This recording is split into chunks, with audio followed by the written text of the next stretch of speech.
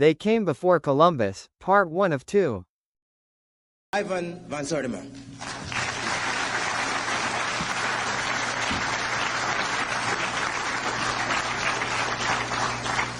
I appeared before Congress on July the 7th, 1987. I'd been summoned there to give due cause why they should not refer to Columbus's accidental stumble into the Caribbean, which he thought was the backside of India, as a discovery.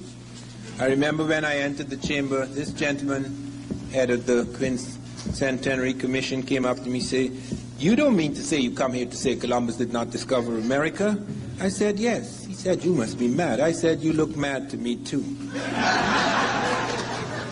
As a result of my presentation, Congress decided to delete the word discovery from official documents.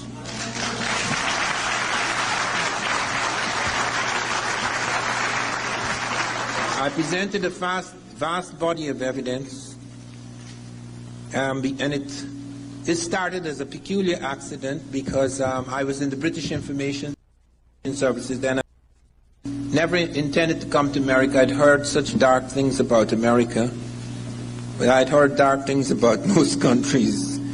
Anyway, I was on my way back. My Prime Minister had invited me to read poetry at the occasion of the independence of our country, independence celebrations, because I was known then as a poet. And I was on my way back, and Jan Carew, a famous Guyanese author, invited me to come to America, and I said, no, I'll never go to America. I've heard such dark things about America. No. He said, "Don't be foolish. There are dark things about all places in the world. You come and check it out." So I came there on a Saturday. Sunday morning he was asleep, and I came down into his library and I saw 3 green books, Africa and the Discovery of America, by Leo Wiener. This was done, I think, in the 1920s. The problem with Leo Wiener, however, he was strictly a linguist. And I felt that finding a number of African words in America would not be enough to prove the point. To prove something like that, which would overturn a great amount of thinking, would call for a vast body of evidence in many fields. So I actually began a critique of this. 30 years ago, I actually began to attack my own subject. I didn't know it would become my subject, because it wasn't good enough. Linguistics, I was trained as a linguist. I know that you could occasionally get a number of words. You'd have to prove a lot of things. You'd have to have evidence in many fields to prove something like this. So I sent it to the editor and I said, if anyone could show me just a few sculptures or portraits of Africans in America before Columbus, I would take another hard look at this matter, because he presented no pictorial proof.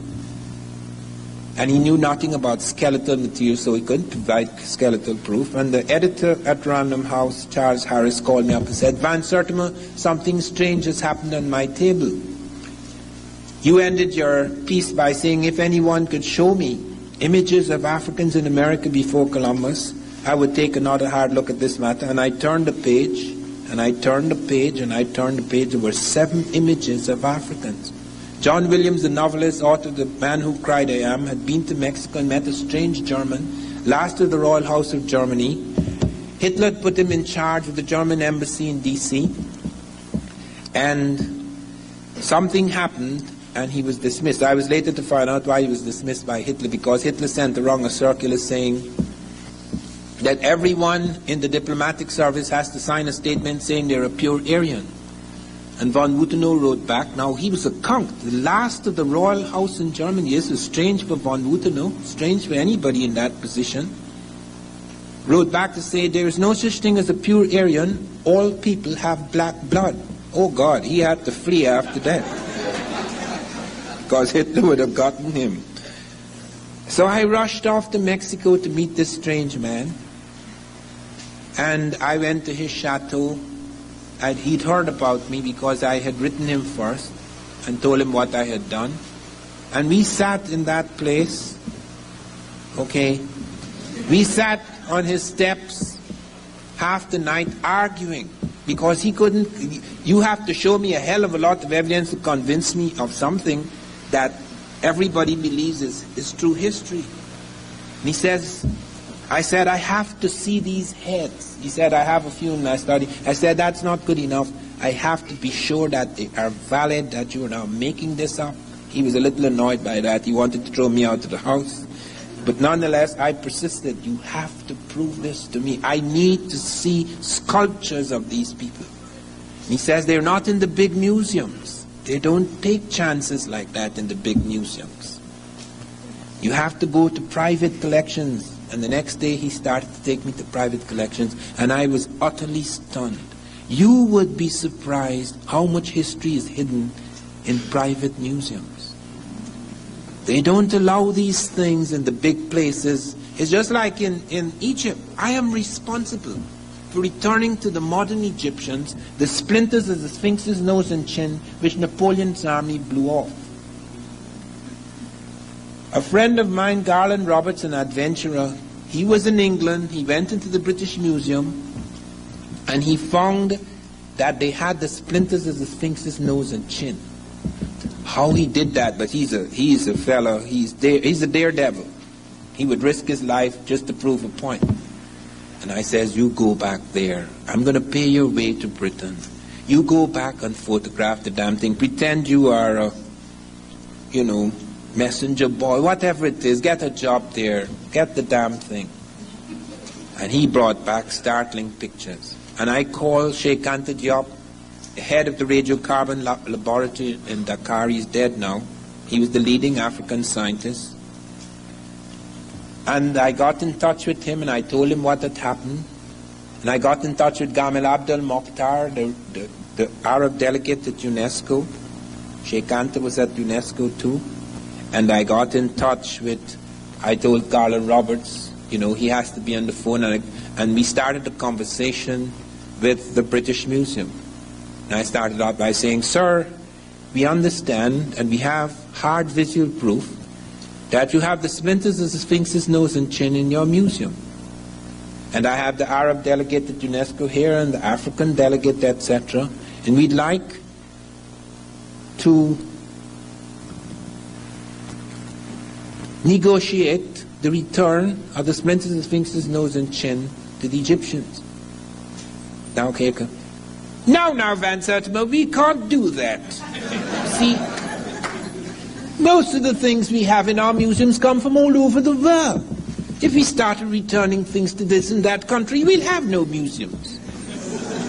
I said, sir, we're not asking you to destroy the museum. This is a specific object. This is a matter of the very gravest importance. I have on the line with me Gamal Abdel Mokhtar, the Arab delegate, Sheikh Anta Diop, the African delegate, myself, Garland Roberts, who has proof that they were the pieces, it's me, he photographed them. And he said, well, we will consider it. Do you know? Sheikh Anta spoke. I had a French translator. Sheikh Anta spoke.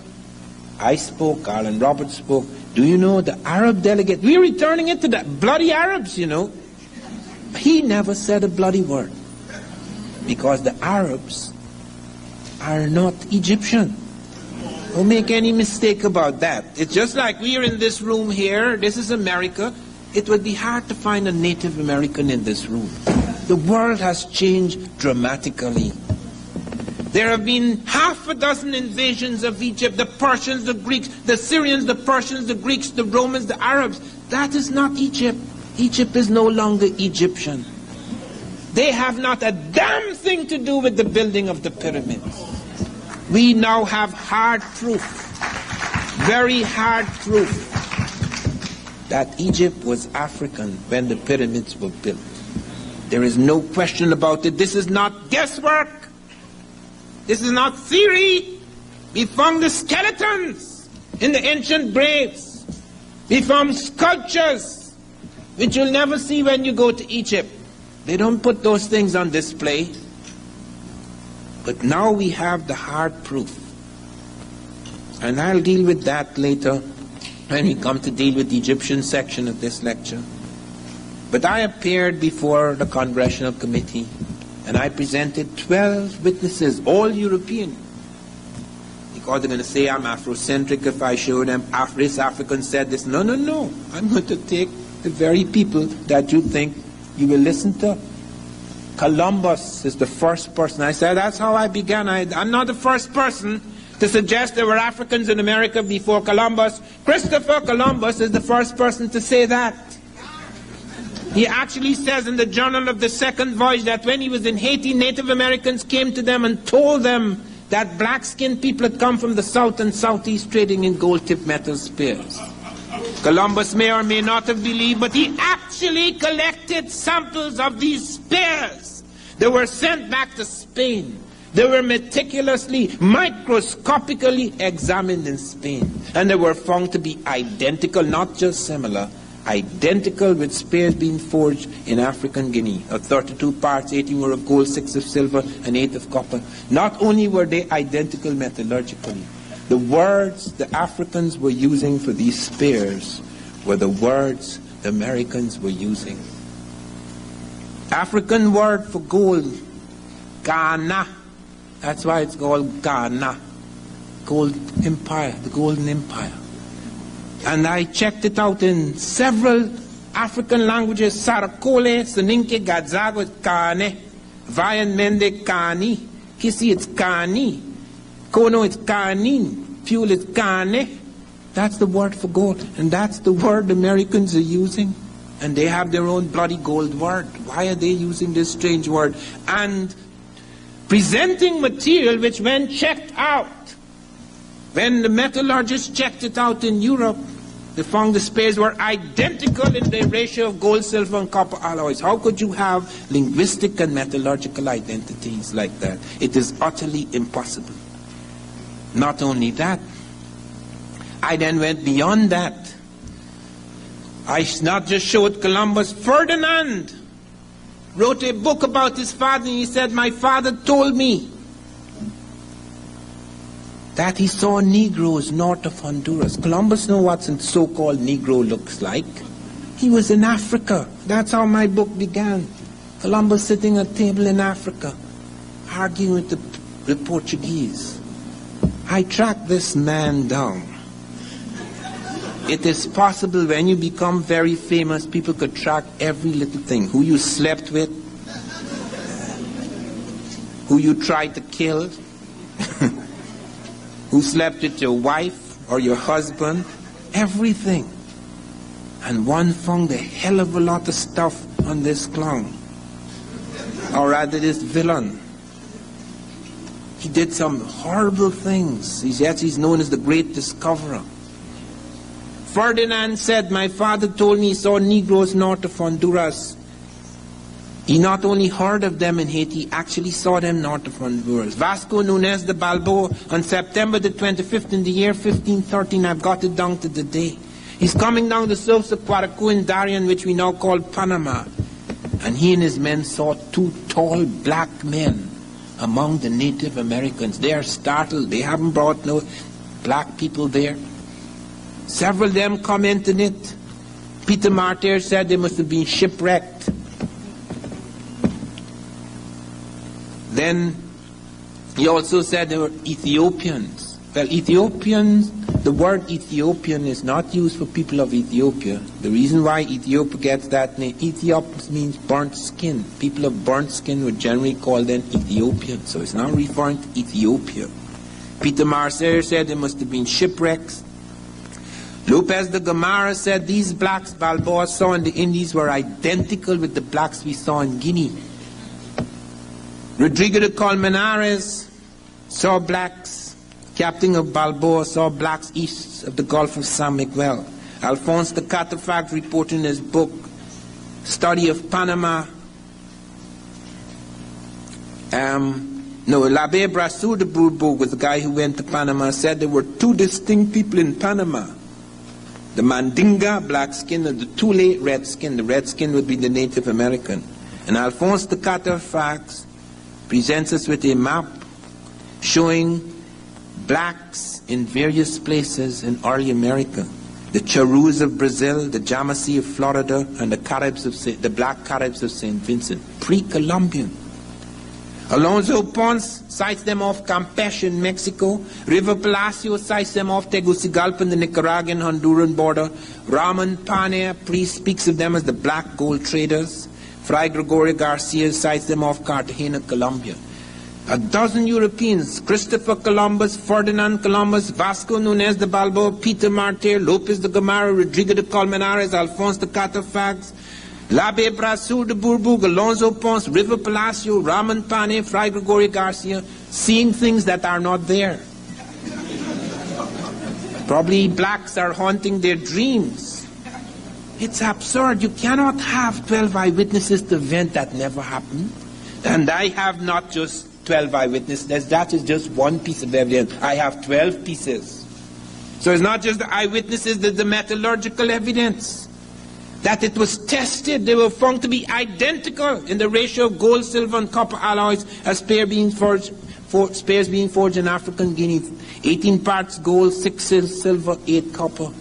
How could you have identities like that? Then there's the linguistic identities, which I just mentioned. Saracolis, Aninke, Gadzago, Vai, Mende, Kisikono, Pule went through half a dozen African languages to check out the word. And they're using the same bloody word that the Americans are using. How is that possible? If it was a European, you only need one piece of evidence. I'm giving you 7. How could you deny that? And it doesn't stop there. There is the botanical evidence. Take the banana. We use the word banana for the banana, but that's not the African word for the banana. The word for the banana is bakoko in Africa. Banana is an Arab word. The Africans didn't have bananas. The bananas were introduced into Africa by the Arabs very early, and they have a different word for it. Banana. They do not have banana. They have bakoko. I have checked the bakoko word because they found bananas in Peru. Peru didn't have bananas. Pre-Columbian Peru is not supposed to have. They didn't have original bananas. The banana. The reason why we found the banana is because when they buried their dead, they would have ceremonies every year, the year of the day of the death, and they would put fruit in the grave, and among the fruit they put in the grave was the banana. And they do not originally have bananas. That has been checked out. It's only found in these graves. If they were eating the banana, we'd find other kind of evidence.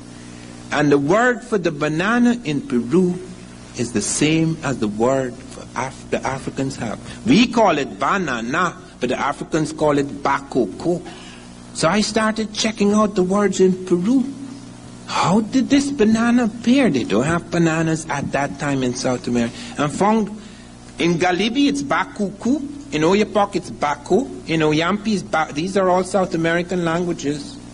In Oyampi it's bako me, and Tupi is bako ba, because and are interchangeable plosives. In Apiacus it's pakowa, in Puri it's baho. So you have bakoko, bakuku, bako, bako me, bako ba, baho. Can't happen unless you have a connection, a very early connection. And then comes the oceanographic evidence, because most people say, here is Africa and here is America. How could the Africans cross? They only have canoes that Tarzan can turn over in the movies. But that's another myth again. First of all, there are 2 things here that they did not take into account. I lived on a river. My father was superintendent of road and river transport over an area that was as large as Scotland and Wales. I grew up in the river. And my mother and father were divorced. That was the first divorce in our country, recorded divorce in our country. They later remarried. That was the first recorded remarriage in our country. I wouldn't advise you to do it. It doesn't work.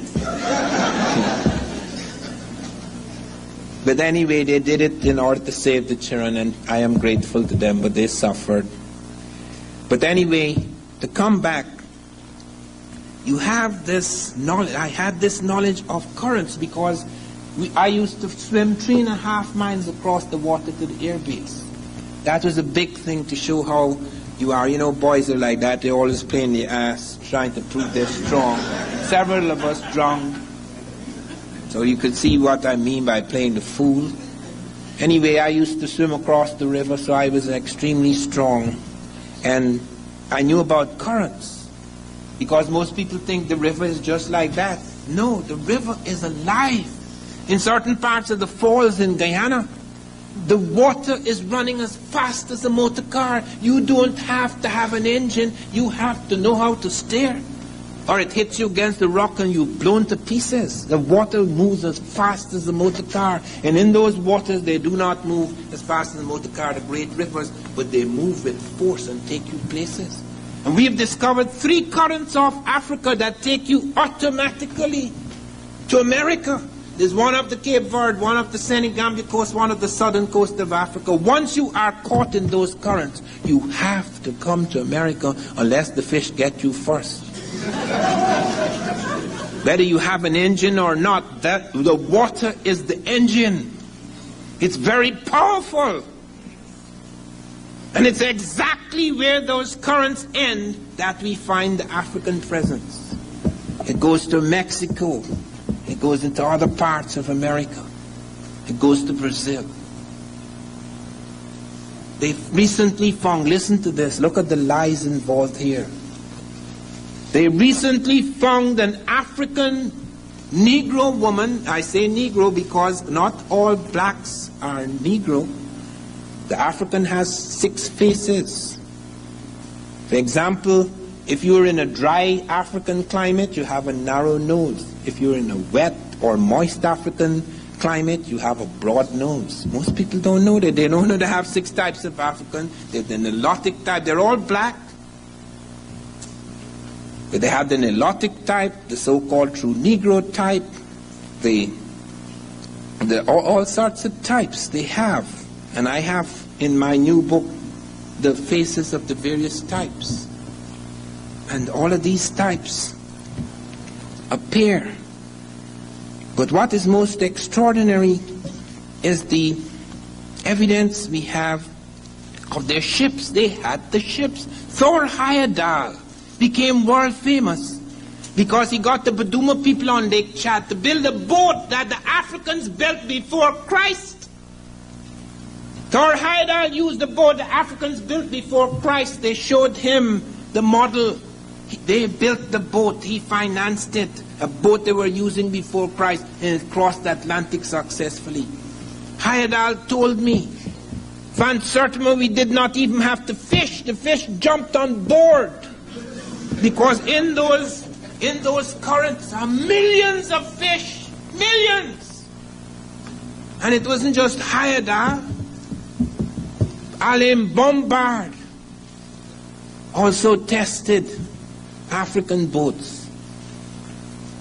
And they made it in less time than Vespucci. You have several, if you study the work I have done in the new book, Early America Revisited, you see these guys made it in less time than the European boats because of their knowledge of the currents. And they're not only currents off the Cape Verde, off the Senegambia coast, off the southern coast of Africa that take you to America. They're currents that spin you back towards Africa. We have an evidence of a boat, American boat, Native Americans landing in Africa 62 BC. There were 7 in the boat because it was an accident. They were taken because the currents that not only take you there and pull you back. We don't have any evidence of Europeans doing that. We have it in Native American 62 BC. That is in my book. They came before Columbus. And apart from this oceanographic evidence, there's the navigational evidence. That's the boats. The Africans had the boats. The Africans built the boat for Heyerdahl. Heyerdahl became world famous about how he crossed the Atlantic. He didn't build the boat. It was Africans who built the boat for him. A boat they had used before Christ, the Baduma people on Lake Chad. It's in my new book, Early America. You'll see the boat. The Africans built it. They could easily have crossed. And when you cross, the current actually takes you into the Caribbean, to Brazil, or parts of South America, to Mexico, etc. Recently, listen to this, look at the cheating going on, look at the profound dishonesty of scientists. They found a Negro woman in Brazil, where the currents come from Africa, the Caribbean, Brazil, etc. They found a Negro woman in Brazil, 12,500 years old. That is even before the Native Americans. Now, Negroes always came from Africa, but it was so embarrassing that they suggested, yes, it's a Negro, but it came from Asia. Now, this is Brazil, you know. Brazil is on the Atlantic coast. To come from Asia, you have to get a boat that's going to take you all the way to South America, and then you have no car. Currents may take you, help you to get to South America, but then you have to walk to Brazil. Then you get the tip, you have to walk all the way to Brazil to drop your skull. And the New York Times ran the story like that, you know, thinking, and they even changed the name. When they found this Negroid woman, they call her Louisa, because the first human we found on earth is Lucy, an African. So they call her Louisa. But when it got to the New York Times, they call her Valherbe or Malherbe or something like that. And she comes from Asia. Niggers don't come from Africa anymore. They come from Asia. You find them in the wrong time, in the wrong place. Jesus Christ. I mean, how far can you take this nonsense? It is absurd. And you find also skeletal evidence. Listen to this, because I have to be very careful here. I was in 2 intelligence services in the world, the Guyana Intelligence Service and the British Intelligence Service, and you're not supposed to tell secrets. So I have to say this in a way that shows that I don't know nothing. Okay. They found 2 African skeletons in the United States Virgin Islands at Hull Bay, St. Thomas. These skeletons were found in a strata or layer of earth which is datable 1250 AD, 2.5 centuries before Columbus.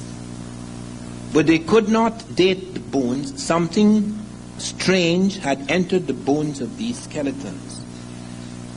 Now, I know why something strange had happened, why something strange had entered, because of something that was done in that area, and I'm not allowed to talk about it. All I could say is now far from Cuba, and Cuba was giving us some trouble, and we had to tell Castro, come on, we're the world power, so don't play the fool with us. We'll teach you a lesson. That's all I'm allowed to say. But I went down to the Virgin Islands when I heard about these skeletons. And they promised, I shamed Vesalius, the archaeologist of the island. I spoke to the whole university, a big crowd, shamed him. He said he'd allow me to see the skeletons. Come there by 12 o'clock the next day. I arrived 10 to 12. Raced across the island. Arrived at 10 to 12. The door was locked. Well, I am a very nice person. But when I get angry, I'm not very nice. So I ran at the door. Wham! Shook the place. The police came out. What are you doing here, sir? I was invited here. You know the police, don't you see the place is closed? Yes, sir, but it's very strange that it should be closed. I was invited here. I was to come here by to move along, sir, or we have to arrest you. Well, I moved along. But fortunately for me, friends on the island who'd heard of my interest, and I'd spoken to the university there, they took me to a rock pool at St. John. That was St. Thomas where they found the skeletons. They took me to a rock pool at St. John's in the Virgin Islands. And they wanted to show me carvings of tropical animals. When I saw these carvings, I said, no. That is not evidence. Those tropical animals are in both places, both Africa and America. But as I was preparing to leave, the light of the sun shone on the rock, just above the rock pool. And I looked down and I saw a strange formation, dots and crescents. And I said, nature cannot do that. Nature cannot do that. It's because it will wash against the rock and it may cause a kind of cleavage in the rock, but it can't make perfect curves and dots and curves. It cannot do that. So I went down there and I cleaned the rock and I photographed it. I sent it to various parts of the world. I sent it to Africans. Thanks for watching. Please like, comment and subscribe.